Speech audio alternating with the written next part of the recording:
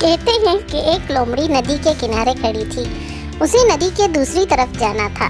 ندی کے دوسری طرف ایک اونٹ تھا۔ لومڑی نے اونٹ سے پوچھا کہ پانی کی گہرائی کتنی ہے۔ اونٹ نے جواب دیا، گھٹنوں تک۔ لومڑی ندی میں کود پڑی، مگر پانی اس کے سر سے بھی اوپر تھا۔ وہ پانی میں غوطے کھانے لگی۔ ندی میں ایک چٹان پر پاؤں پڑا تو وہ مشکل سے اس پر چڑھ گئی۔ جیسے ہی اس نے کچھ سانس لیا، وہ اونٹ پر چیخی، تم نے تو کہا تھا کہ پانی گھٹنوں تک ہے۔ اونٹ نے کہا، ہاں، میرے گھٹنوں تک۔ جب آپ کسی سے اپنی زندگی کے معاملات کے بارے میں مشورہ کرتے ہیں تو وہ آپ کو اپنے تجربات کے مطابق جواب دیتا ہے، لہٰذا مشورہ کریں تو اپنی زندگی کو مد نظر رکھتے ہوئے۔